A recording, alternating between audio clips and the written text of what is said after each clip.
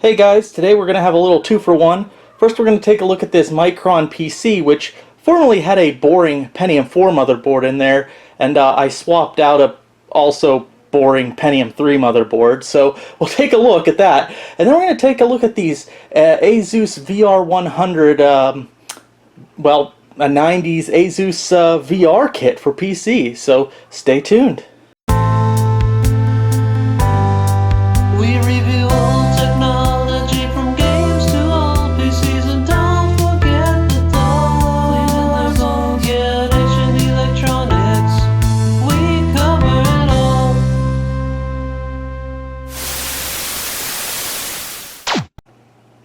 So I pretty much just picked this thing up at a swap meet just because I really like the case. I didn't know what was inside it. It turned out being a pretty boring Pentium 4, but I mean, as I said, I swapped it out with a pretty boring Pentium 3, and we'll look at both of those boards in a moment. But I mean, I never had a Micron PC, but I've heard of them before, and I just really like the case. It's kind of weird if you look. It kind of it slims down in the back, but it has like a thumb screw on the back. Side of the case comes off really easy. It's a Micron Millennia, and I think it's really cool. And I did go with a theme for this case, and the theme I went with was very late 1999. So like the last. Like a rich kid's night dream for December 1999. So, and I thought, you know, Millennia, I thought that was cool. I thought that would make it a cool theme. And I already have a year 2000 PC, so I thought, hey, why not 1999, December 1999. So, yeah, that's pretty cool. We got this little indent here with 2 USB. This power button is really, like, it almost feels like a touch button, like on I think some of the PS3s or PS4s, where you just kind of touch it and you don't really have to press, and it powers on. It kind of feels like this power button's like that. Like you barely have to press it. Actually, yeah, it's barely. So I don't know if I like that or not. Of course, the stickers down here provided by Geek and Spiel. Check out his YouTube store for all your sticker needs, is where I acquired these. Nice little Windows 98 badge, the GeForce 256 badge, because, well, we'll talk about that in a moment, and then stickers, a little messed up here, but remember to turn off your computer, or turn your computer off before midnight, because the you know, famous Y2K scare. Some of you youngsters didn't live through that. I did. Spoiler alert, nothing happened. So I worked at a grocery store at the time, and I remember, like, the manager was freaking out. Like, he was talking about being on the roof with a rifle to stop the looters, because it was supposed to be the end of the world. So yeah, great, fun times. So got these little vents here, and this little pops down, and I added the extra CD drive along with the DVD drive, and then I also added this zip drive, zip 100, and then you've got your 1.44 megabyte floppy drive. That was there, so that's kind of cool. To be honest, I don't know if I'm going to keep this machine, because I already have a lot of PCs that kind of fill the niche that this does, so I don't know if I'm going to keep it, but I do like it. It is pretty cool. We got the blue accents. It's in pretty good shape. So obviously this thing, well, it had a Pentium 4 when I got it, so it had XP on it. I put 98 SC on there. So yeah, that's pretty cool. So let's take a look at the motherboard that was originally in here and the cards that were originally in this guy, and then we'll take a quick look at the Pentium 3 board I replaced it with. And then let's take a look at the VR stuff. So inside this Micron, I don't know, the motherboard, it's like the poster child for like a boring Pentium 4 computer, in my mind. There's probably only one thing that was interesting inside this whole thing. The motherboard is let me see here, it's a D845BG Intel motherboard. The CPU is a 2 gigahertz socket 478. This is a socket 478 board. This is a 2 gigahertz I think it's a Willamette. It's just the socket 478 version. This motherboard can't even support anything. It just supports the socket 478 Willamettes and then like the very early Northwoods. Basically anything with a 400 megahertz front side bus. I think the fastest CPU you can put in here is a Northwood like 2.8 gigahertz maybe. They pretty much went to 533 megahertz front side bus chips pretty quickly after this. So yeah, a small list of early compatible CPUs. Pretty boring, not much you can do with it. Really only 2 slots for RAM, DDR, not even RDRAM. I mean DDR is better, but at least RDRAM would have been more interesting. Sorry if you hear my dog growling, they're fighting in the other room. At least RDRAM would have made it a little more interesting, even though it's worse than DDR. But yeah, I have a gig in there right now, 2 512 megabyte sticks. We got AGP, PCI. I think this is a Sound Blaster Live. I mean, they're always useful. This is just an Ethernet card. The cards come out. You just do that, and then you can pull them out. Not much else to say about it. It uses, there's a free one here, these as stands. It looks pretty standard, so I'm hoping I can just pull this board out and put in my other chosen ATX motherboard, just because I like this case a lot, but this motherboard is so boring, and there's just nothing I can do. I have other computers that fill the era niche of this machine much better. So yeah, hopefully I won't have any problems just removing this board and putting in a replacement. Alright, and I took out the video card in this machine though, because the one good find with this machine was the video card, which I believe appears to be a GeForce 4, a 4600 Ti, with the stock heatsink fan replaced with this Thermotech heatsink fan. So that's a pretty good score. I think these might be added as well. These heatsinks over the RAM. Is there one on the? Yeah, and there's ones on the back too. I think those are also added after the fact. So yeah, I don't see anything on here that says like it identifies it specifically as a GeForce 4600 Ti, but I'm pretty sure that's what this card is, which is a very nice find. It's the one cool thing in this otherwise pretty generic motherboard machine. Alright, so this is the motherboard we're going to be replacing that Pentium 4 board with. It's pretty bland itself. This, I believe, is from a Gateway OEM motherboard. Uses the Intel 815 chipset, and this is a Pentium 3 board. We have a 800 megahertz Pentium 3 in there right now. Not a lot going on this board, not a lot of caps or anything. It does have built-in video, but we won't be using that. But just two USB 2.0, we got PS2 for keyboard and mouse, serial parallel, and that's about it. Like I said, not much going on this board. Built-in floppy ID, of course. I think we have 512 megabytes of RAM, PC 133. So it's not a super exciting board, but I think it's a little more interesting than the Pentium 4 board. So we're going to put that in there and see if it works. For sound, I'm just throwing in a Sound Blaster Live 5.1, just because it's what I have sitting around, and these actually make pretty decent Windows 98 sound cards. They're pretty competent sound cards. They support EAX. A lot of games at the time support that. And it actually, for a PCI card, it actually has decent like DOS support in DOS games. I've had a lot of luck with these Sound Blaster Live. So, like I said, I just kind of had this card sitting around, so that's what I threw in for sound. So before we start talking about the VR glasses and the VR package itself, we have to talk about the video card that we're going to be using with the VR capabilities here. So this is actually the first card that I tried out, and this is an AGP V30 3800 slash 32M TV card, as you can see right here. This is an Asus card, and chip, it is based off, well, it's a TNT2. So just a regular old TNT2. Now you might notice that this is not the original heatsink on there. And that's because when I first installed this card, it seemed to work fine.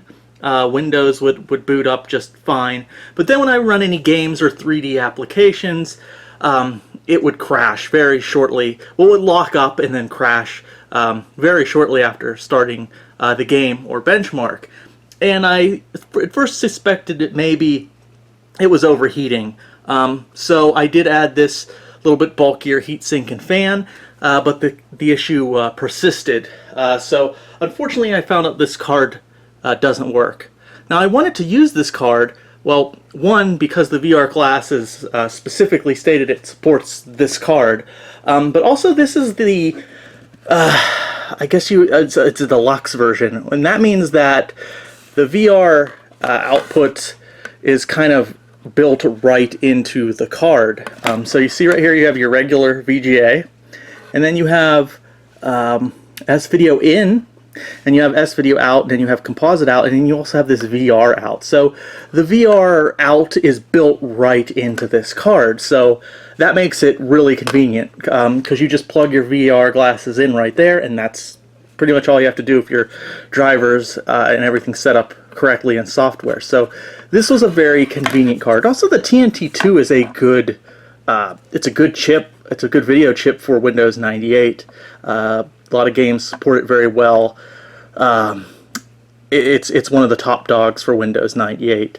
And depending, you might also run into some compatibility problems, some mild compatibility problems with cards after the TNT2. So I really wanted to use this card for the compatibility and the convenience of having the VR out right there, but unfortunately I just couldn't get this card to work. So I had to move on to plan B, which is this guy, which in the end might be a better choice actually, because it goes a little bit better with the theme for the PC. So this is an AGP V6600/32M TVR, and the chip in here is actually a GeForce 256, so a little bit more advanced than the TNT2. Slightly more compatibility issues with games, but it is a more powerful video card. So this is the SDR version. This is not the DDR version, but these cards are a little bit rare. Not as rare as the DDR version, but they are a little bit sought after because it's kind of considered, well, at least it was marketed as the first GPU. So this has some capabilities that the TNT2 doesn't as well. I believe it has, excuse me, a TNL, maybe. I want to say texture and lighting capabilities, but I don't think that's what it stands for, but I could be wrong there. But so this is a more powerful card, and the VR does support this. But if you'll notice, it only has VGA out, so a little bit less convenient for our VR, but we're going to look at that here in a second, because the VR package I have is actually the upgrade kit, so it should work nicely with this card. So let's take a look at it.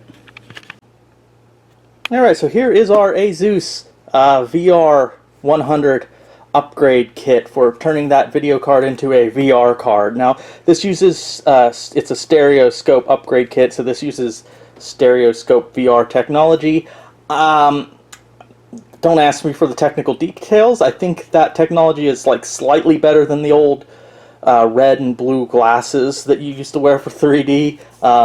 It's you know, I mean, this is what, 20 years old now.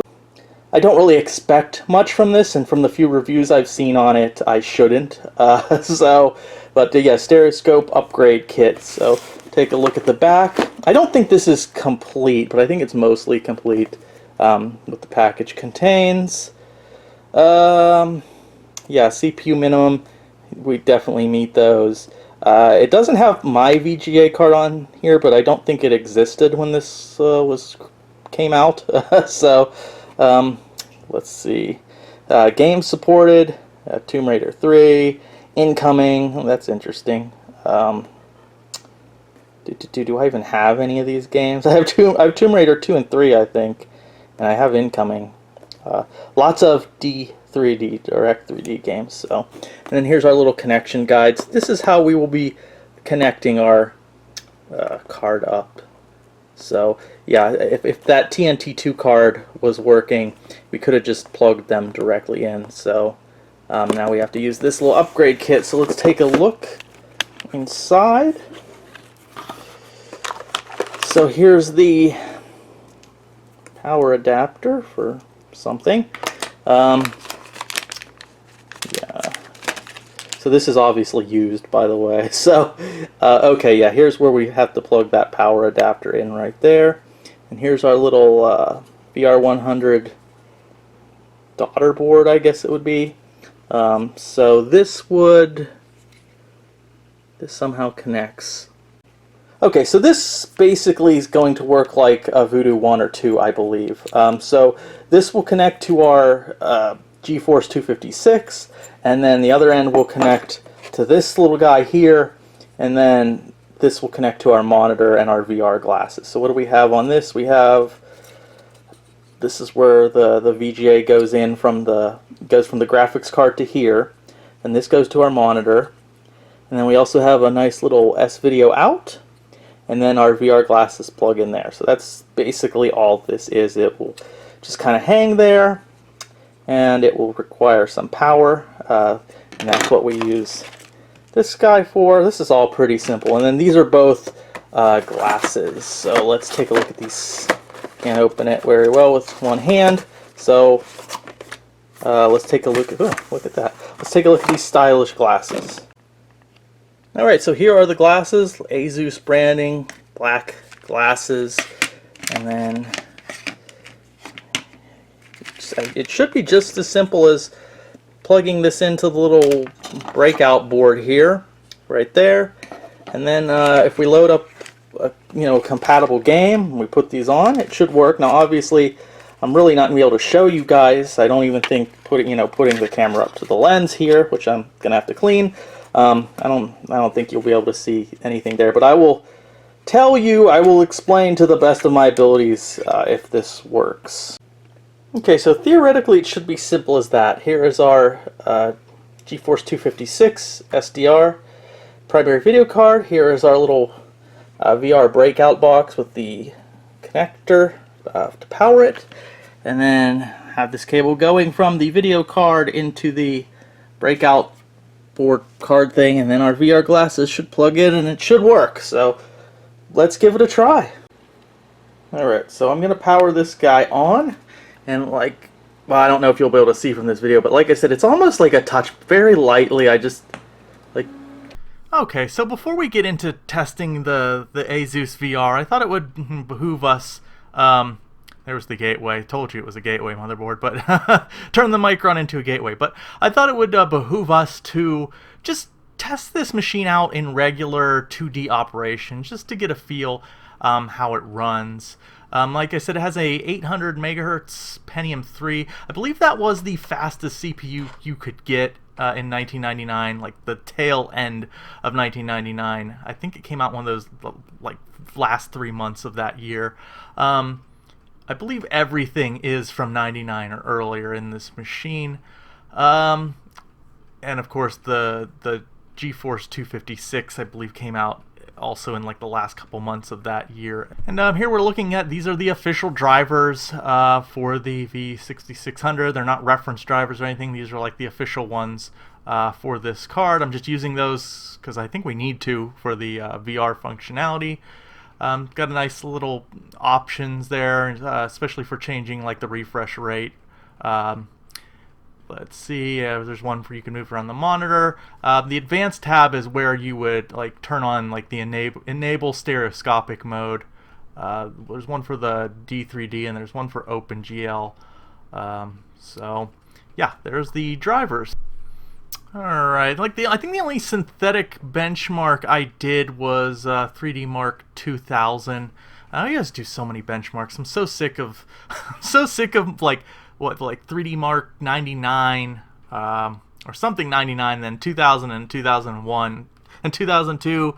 So sick of those benchmarks. I think I've run them like a billion times. But anyways, 3D Mark 2000 seemed to work pretty competently on this at 1024 by 768. Yeah, I mean, there was some slowdown here and there, but I think this would have been a pretty powerful build for the time. I think the final score is like 4,600 and something. I can't compare that off the top of my head. I don't know how great that number is, but seems okay. So yeah, there's 3D Mark 2000 for you. And here we have the MDK2 benchmark running. Ran it first at 1024 by 768, and I think it got about like 47 FPS on average. Not bad, well over 30, so not bad at all. And then I ran it the second time at the lower 800 by 600 resolution, and I think we got like 50 some FPS. So yeah, there was a little jump, obviously with lowering the resolution, but well above 30 on both of those. Although some of you guys only 60 FPS cuts it, so I don't know. In case you're wondering, Quake 2, I think at 1024 by 768 got about almost 60 FPS, like 59.8 FPS, running that speed demo, in case you're wondering. And here's me sucking at Quake 3 Arena as usual at 1024 by 768. Got Fraps there running to show you the FPS. Always remember Fraps, it takes a little bit of power to run when running Fraps, so maybe mentally add 1 or 2 FPS to that number. It always lowers it. It would always run it slightly faster without Fraps running, so just keep that in mind. And yeah, I know I am terrible at this game. Red leads. Teams are tied. Teams are tied. Red leads. Teams are tied. Teams are tied. Blue leads. And here is Star Wars 3D. This game ran really well on this machine. It's a bit of an older game compared to the others. I think this is like 98. So it's no surprise that this machine and the graphics card handled it really well. I like about this game, I don't know why. I like when you like skim the desert here, it like kicks up a bunch of sand. I don't know why I like that effect, but yeah, this game ran perfectly well on this setup.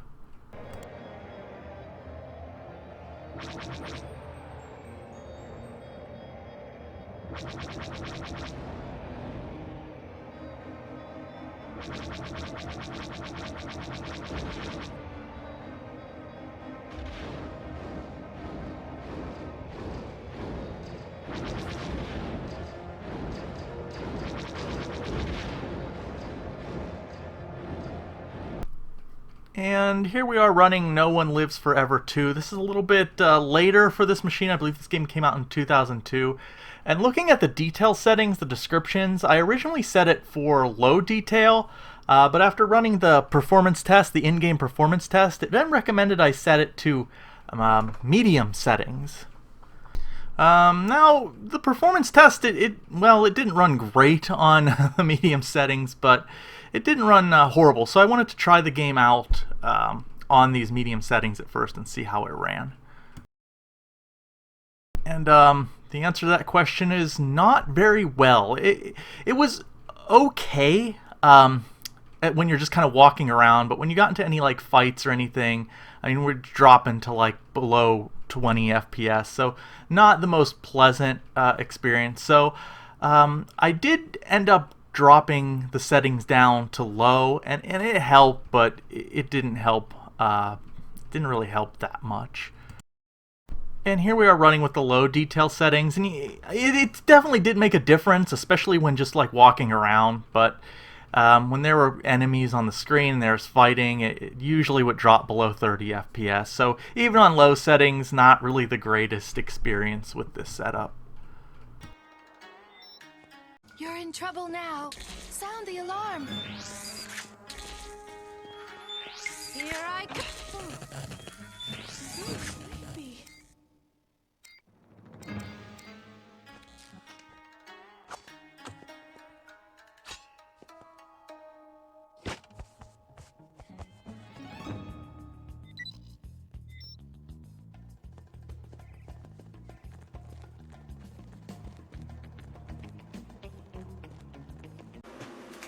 Okay, so here we are with our setup. I've got the machine running, got our cool Asus Stereoscopic VR glasses here, and we're going to run this thing. Now, this presents some challenges because obviously it's in like a 3D effect that I can't really show well in this format. I mean, I could do a direct screen capture, but that's just going to hurt your eyes. Well, even this way, taking it directly on the monitor is probably going to not look so great.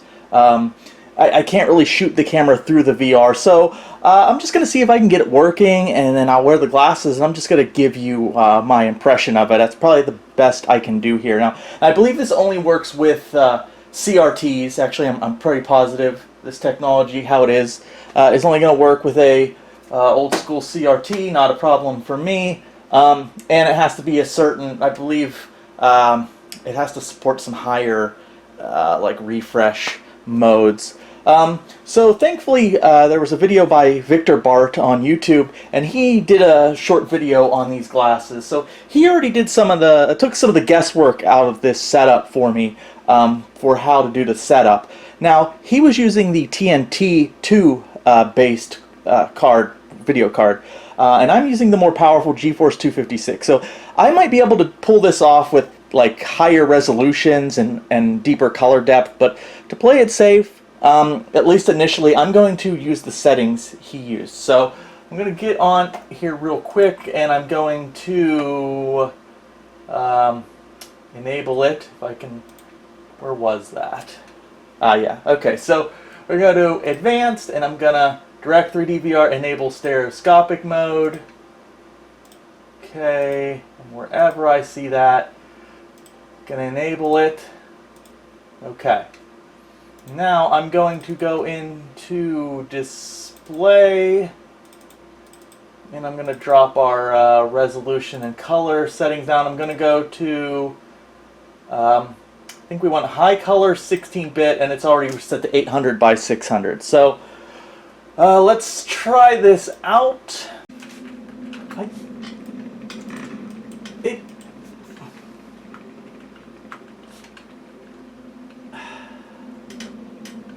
It's really hard to do. I guess maybe it's not working.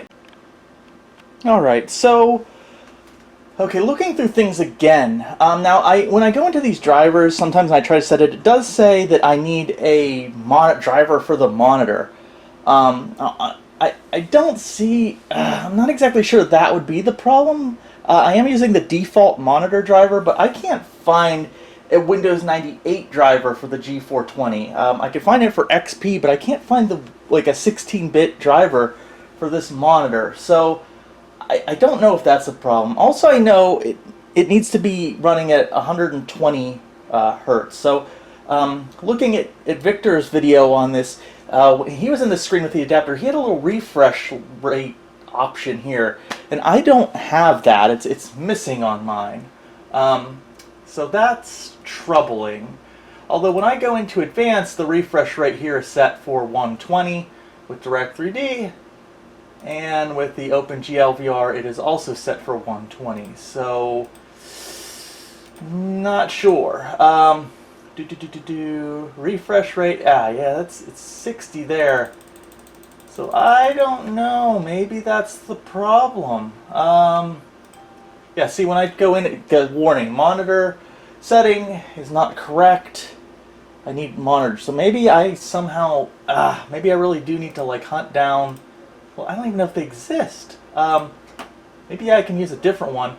There are schemes here, like this one's for 3D Mark 2000, and I set this one for Quake 2.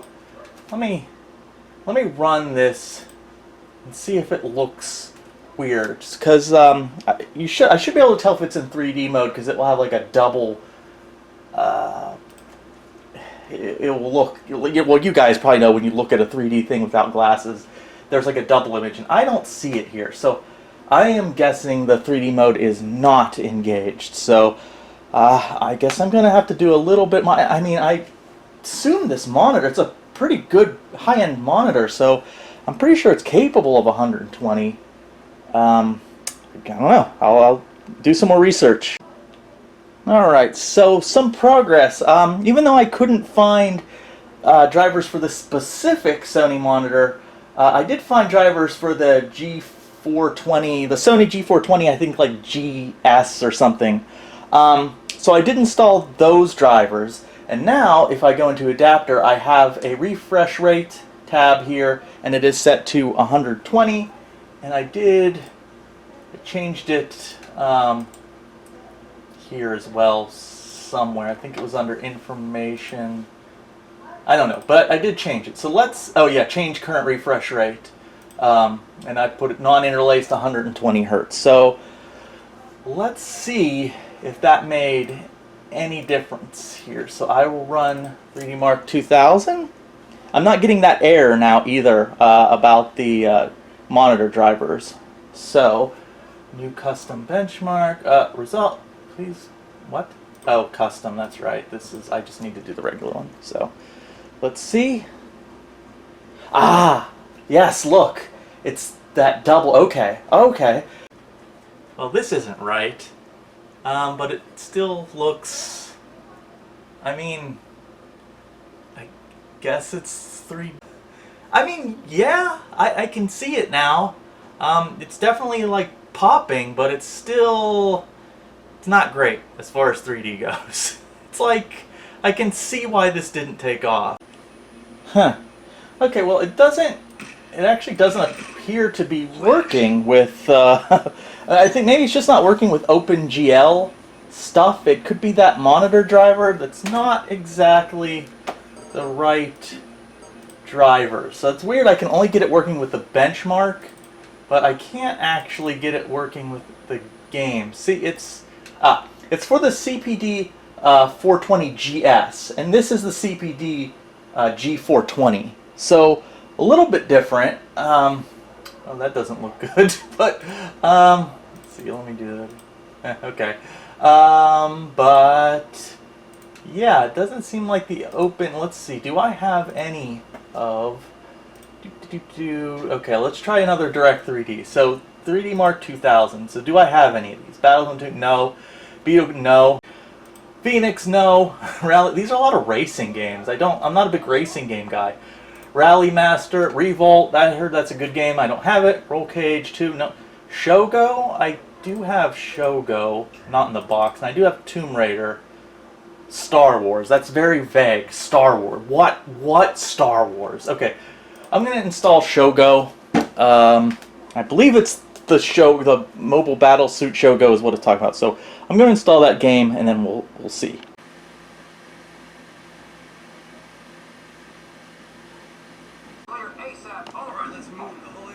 Alright, yeah, it looks like Shogo is definitely has the stereoscopic effect going on. So again, let me try not to get my big head in the way. Like, that looks good, normal.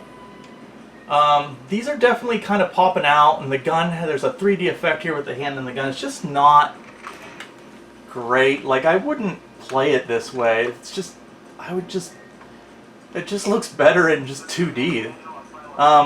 Not only, I mean, does this induce a weird sort of double image, even with the glasses on, but yeah, it's a little headache inducing.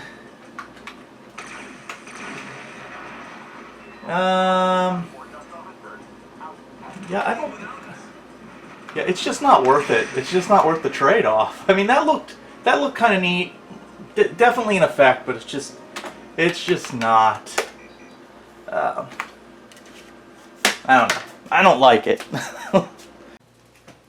Alright, wrapping things up on this Micro PC conversion I did, and the glasses. So I'll first quickly address the computer. I still like this case. I have plenty of computers that fill this niche. So, you know, I'm trying to make space. I don't know if I'd hold on to this. I've considered it, you know, trying to let go of this. But I do like the case, so I might hold on to it and use it for testing different cards, maybe. I like the GeForce 256. I mean, there's better options. If you want to go with Windows 98, like that I have on here, you know, the TNT2, you probably get a little bit better compatibility out of it. And for anything later, I mean, there's just better cards, but it is iconic. So it is kind of cool. having a machine with that card in there. I would like to get a better motherboard as far as like putting a Pentium 3 board in there. Maybe a board with some ISA slots. Not that DOS compatibility is really a goal with this build, but I don't know. It's up in the air if I'll keep this guy around. But I am happy with the conversion. Although the Pentium 3 motherboard that I put in here really isn't any more interesting than the Pentium 4 board that was in it before, except it's a little older, it's a little more correct for, you know, the 90s, I suppose. The glasses. Okay, so I paid like just a couple bucks for the glasses in the upgrade kit, and I think I paid $1 for the GeForce 256 in there too. Yeah, I know, it was a swap meet find. I'm pretty sure I just paid like $1 for that card, maybe $2 or $3. So I'm not bummed. I'm not bummed at all about the GeForce 256, but the glasses. I mean, I didn't expect much from this kind of early 3D. 3D never really seems to take off. It's like one of those things that every couple years it rears its head again, and then it's like a flash in the pan fad, and then it just goes away again. And it does seem to improve a little bit every time it shows up, but it just never takes off. There's just too many trade-offs. I don't know. It just never really works that great. And these, I guess they work. I got it working with like Direct 3D games, but I couldn't get it working with anything OpenGL. I don't know if that was just a driver's issue somewhere, or maybe it was the monitor driver. I needed the more specific one. I don't know. But, I mean, it did kind of work, halfway worked, but it just didn't look that great. It wasn't that impressive. Just wasn't worth the trade-off as far as, like, the blurriness and having to have a higher-end monitor for the time, I guess. And it was a little bit headache-inducing for me, and just having to wear the glasses. It just wasn't worth it for the lackluster 3D effect, at least in my opinion. So I don't know. I mean, I guess there's a reason this didn't take off. But I don't know. Again, maybe I was just using like weird drivers, or there's a better game to test this that was like really showed off 3D effect. I don't know. I wouldn't really recommend it unless, you know, as a novelty for a couple bucks. So thanks for watching this video. If you enjoy this kind of content, let me know. Like, subscribe, all that lame stuff. And I'll see you in the next video. And remember to turn your computers off for midnight 1999 when society collapses.